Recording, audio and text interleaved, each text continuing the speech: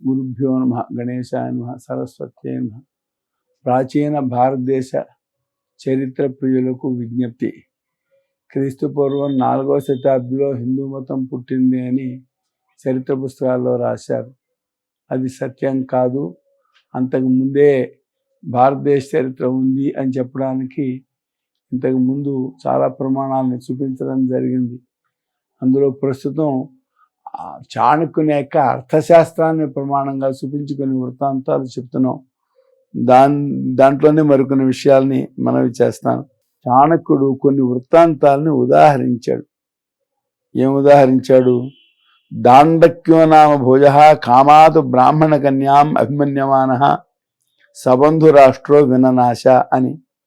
భోజవంశానికి సంబంధించిన దాండక్యుడు కామం వలన బ్రాహ్మణ కన్యను అభిలషించి అపహరించి బంధువులతో రాష్ట్రంతో నాశమయ్యాడు అని ఒకటి. ఇంకోటి, కరాలశ్చ వైదేహ కోపాత్, విదేహ వంశానికి చెందిన కరాళుడు కోపంతో నాశాన్ని పొందాడు.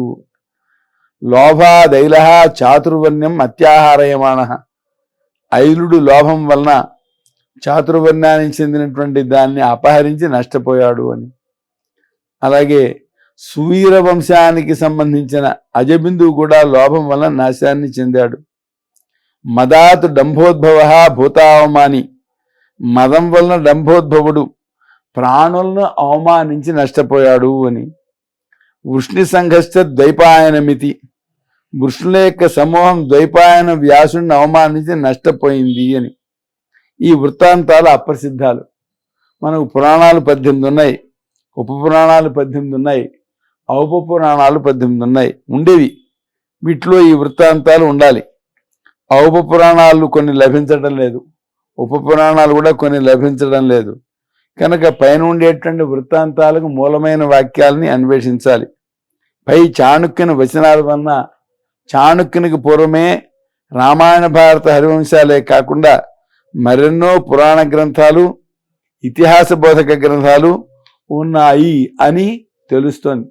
అవి ఏవి, ఈ వృత్తాంతాలు ఎక్కడున్నాయి అనేది పరిశోధన చేస్తే తెలిసేటువంటి అంశం ఏమండి. అంతేకాదు, ఈ చాణక్యుడు ఆయన అర్థశాస్త్రం రాశాడు.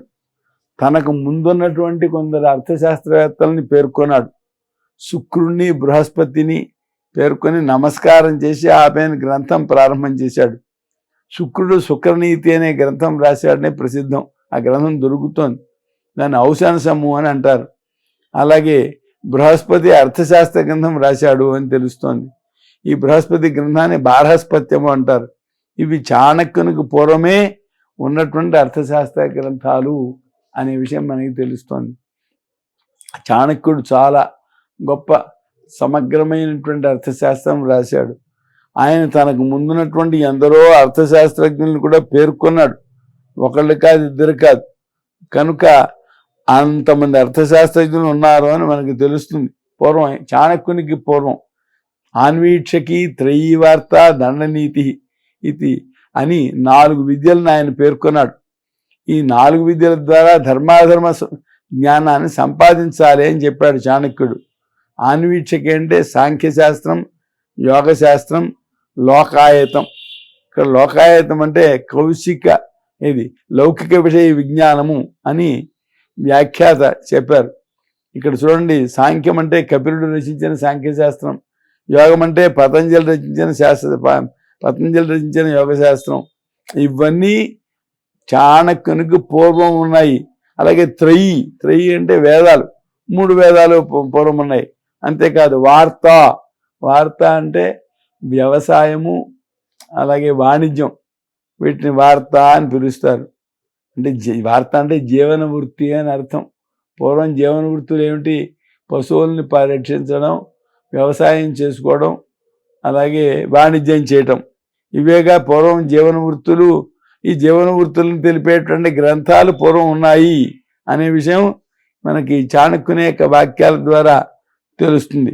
ఏమండి, పృథివీని సంపాదించడం కోసం, దాన్ని పాలించడం కోసం పూర్వాచార్యులు ఎన్నో అర్థశాస్త్ర గ్రంథాలు రాశారు. వాటిని ప్రచారాన్ని తెచ్చారు. వాటన్నిటినీ ఒక చోటకి చేర్చి ఈ అర్థశాస్త్రం రచించాను అని రాశాడు. అంటే చాణక్యునికి పూర్వమే భూ సంపాదనము భూపాలనము భారతదేశంలో ఉన్నాయి అని చెప్పి తెలుస్తుంది. క్రీస్తు పూర్వం 325లో ఉన్నవాడు చంద్రశ్రీ అనే మైనర్ రాజు దగ్గర ఉండే చాణక్యుడు, మైనర్ రాజు దగ్గర ఉండే చంద్రగుప్తుడు.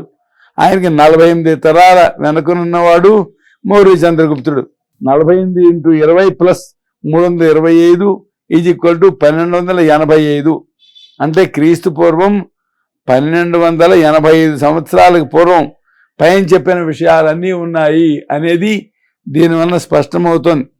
1285 + 2024 = 3309. అంటే ఇప్పటికీ 3309 సంవత్సరాల వెనక ఇన్ని విద్యలు ఇన్ని విషయాలు భారతదేశంలో ఉన్నాయి అని స్పష్టమవుతుంది. ఈ స్థితిలో ఈ అంధయుగం ఉంది, ఆర్యులు సంచార జాతులు, వాళ్ళకి ఏం తెలీదు, వాళ్ళు కేవలం వాళ్ళు వచ్చి భారతదేశాన్ని ఆక్రమించుకున్నారు. ఈ మాటలన్నీ కూడా వాస్తవానికి దూరాలు, కేవలం ఊహలపై ఆధారపడిన కల్పనలు అని తెలుస్తుంది. ఈయన ఇంకా కొన్ని చెప్పాడు చాణక్యుడు.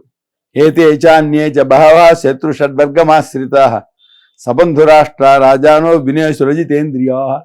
ఇప్పుడు పైన చెప్పిన రాజులే కాకుండా మరికొందరు శత్రువులైనటువంటి అరిషడ్వర్గాన్ని అంటే కామక్రోధ లోభమోహ మదమాత్సర్యాలను ఆశ్రయించి బంధువులతో రాజ్యాలతో వ్యాసాన్ని పొందారు ఇంద్రియజయం లేకుండా. కనుక ఎవరైతే ఈ శత్రు షడ్వర్గాన్ని అంటే కామక్రోధ లోభమోహ మదమాత్సర్యాల్ని జయిస్తారో వాళ్ళు ఘనతను సంపాదిస్తారు. శత్రు షడ్వర్గముత్సృజ్య జామదగ్న్యో జితేంద్రియ అంబరీషస్య నాభాగో బుభుజాతే చరం మహీం. వీరును మరికొందరు రాజులు శత్రువర్గ అరిషడ్వర్గాన్ని ఆశ్రయించి అరిషడ్వర్గానికి ఓడిపోయి పతనాన్ని పొందారని చెప్పినట్లే ఈ అరిషడ్వర్గాన్ని వదిలిపెట్టి అంటే వాటిని జయించి జమదగ్ని యొక్క కుమారుడైన పరశురాముడు జితేంద్రియుడై అతడు గొప్పతనాన్ని సంపాదించాడు. అంబరీషుడు అనే మహారాజు, నాభాగుడు అనేటువంటి రాజు చిరకాలం భూమిని పాలించారు అని కూడా ఆయన చెప్పాడు. అంటే అర్థమేమిటి? వీరు ఇతరులైన పలువురు రాజులు పూర్వం ఉండేవారు. వాళ్ళు ఇంద్రియ జయాన్ని పొంది వాళ్ళు మరి జయాన్ని పొందారు. జమదగ్ని కుమారుడైన పరశురాముడు మరి అరిషడ్వర్గాన్ని జయించాడు. జయించడం వలన ఆయన కార్తవీర్యార్జునుడిని జయించగలిగాడు. ఏమండి, ఆ కాలంలో ఎటువంటి విజ్ఞానం ఉందో అది కూడా చూడండి. వృత్త చౌల కర్మ లిపిం సంఖ్యానంచ ఉపయుంజీత. చౌలం చేస్తారు. చౌలం చేయడంటే జుట్టు తీయడం, మంత్రపూర్వకంగా జుట్టు తీయడాన్ని చౌలం చేయడం అంటారు. ఇప్పుడు తిరుపతి మొదలైనటువంటి దేవాలయాలకి తీసుకెళ్ళి అక్కడ జుట్టు ఇస్తున్నారు. ఆ జుట్టు తీయడం అనేది పూర్వం చౌల కర్మ అనే సంస్కారంతో చేసేవారు. ఈ చౌలం జరిగిన తర్వాత లిపిని నేర్చుకోవాలి, సంఖ్యానంచ అంటే గణితం నేర్చుకోవాలి అన్నారు. అంటే ఇప్పటికీ 3000 సంవత్సరాల వెనక మనకు లిపి ఉన్నది, గణితం ఉన్నది. ఇది 3309 సంవత్సరాల వెనక ఉన్న విషయం ఇప్పుడు మనం చెప్పుకుంటుంటాం. ఈ మాట 5వ అధ్యాయంలో 2వ ప్రకరణంలో చెప్పారు. అంతేకాదు పశ్చిమ ఇతిహాస శ్రవణే పురాణం ఇతివృత్తం ఆఖ్యాయిక ఉదాహరణం ధర్మశాస్త్రం అర్థశాస్త్రం చేతి ఇతిహాస. రాజకుమారులు ఎలా ప్రవర్తించాలి అని చెప్తున్నవాడే ఆయన. మరి మధ్యాహ్న భాగం ఉందే అప్పుడు ఇతిహాసాన్ని వినడంలో గడపాలి అన్నారు. ఇతిహాసం అంటే ఏమిటి? పగట్లో పశ్చిమార్థంలో ఇతిహాసాన్ని వినాలన్నారు. ఇతిహాసం అంటే ఏమిటి చెప్తున్నారు? పురాణాలు ఒకటి, అలాగే కొన్ని ఇతివృత్తాలు, కొన్ని వేరే జరిగిన ఇతివృత్తాలు అంటే రామాయణం భారతం అవుతాయి. ఆఖ్యాయిక, ధర్మశాస్త్రం, అర్థశాస్త్రం. ఏమండి, వీటిని ఏమని పిలుస్తారు? వీటన్నిటినీ కూడా ఇతిహాసములను పిలుస్తారు అన్నారు. అంటే ఇవన్నీ వినాలి అని ఆయన ఆదేశిస్తున్నాడు. అంటే పూర్వకాలం పురాణాలు ఉన్నాయి, చాణక్యుని కంటే ముందర పురాణాలు ఉన్నాయి, ఇతిహాసాలు ఉన్నాయి, ధర్మశాస్త్రం ఉంది, ఆఖ్యాయికలు ఉన్నాయి. ఏమండి, వాటిని వినాలే ఆయన విధించాడు. ఈ విధిని అనుసరించి పూర్వం రాజకుమారులు వింటూ ఉండేవారు. రాజకుమారులు ఈ పురాణాలు వినడం మాత్రమే కాదు, దేవాలయాల్లో కూడా పురాణ ఇతిహాస శ్రవణం కోసం ప్రత్యేకించి ఏర్పాటు చేసేవారు, దానికి కొంత భూములు ఇచ్చేవారు. నాకు గుర్తు మచిలీపట్నంలో నాగేశ్వర స్వామి దేవాలయంలో సాయంకాలం వేళ పురాణం చెప్పడం కోసం కొంత నిధి ఏర్పాటు చేశారు పూర్వం ఎప్పుడో పెద్దవాళ్ళు. వారు అలా ఏర్పాటు చేయడం వల్ల నేను అక్కడ కొన్ని సంవత్సరాల కాలం ఈ రామాయణం, ఈ భారతం, భాగవతం మొదలైన గ్రంథాలను ఈ సాయంకాలం చెప్పాను అక్కడ. కనుక ఇదొక సంప్రదాయం మనకు దేవాలయాల్లో ఏర్పడి ఉంది. ఎప్పటి నుంచి ఉంది అంటే చాణక్యుని కాలం నుంచి ఉన్నది. చాణక్యుడు ఆ విధంగా చేయమని విధించాడు. ఏమండి, తర్వాత ఇక దీనివల్ల మనకి ప్రాచీన కాలం నుండే విద్యలన్నీ తెలుస్తున్నాయి. అమాత్యుని గురించి, అమాత్యుని నియమించాలి. నియమం గురించి చెప్పేటప్పుడు ఏం చెప్పాడు ఆయన? భరద్వాజుడు, విశాలాక్షుడు, పరాశరుడు, పుషునుడు, కౌణపదంతుడు, వాతవ్యాధి, బాహుదంతి పుత్రుడు అనే అర్థశాస్త్రవేత్తల అభిప్రాయాలని చాణక్యుడు పేర్కొన్నాడు. అంటే చాణక్యునికి పూర్వం ఇంతమంది అర్థశాస్త్రవేత్తలు మనకున్నారు. ఆ అర్థశాస్త్రవేత్తలే రాజుకి రాజ్యపాలన గురించి బోధిస్తే అప్పుడు రాజు రాజ్యపాలన చేసేవాడు. ఏమండి, కనుక వాళ్ళ అభిప్రాయాలు కూడా చాలా సమంజసంగా ఉన్నాయి. ఇవన్నీ వినయాధికరణం 1వ అధికరణం 8వ అధ్యాయం 29, 30, 31 పుటల్లో మనకు ఈ విషయాలన్నీ కూడా లభిస్తున్నాయి.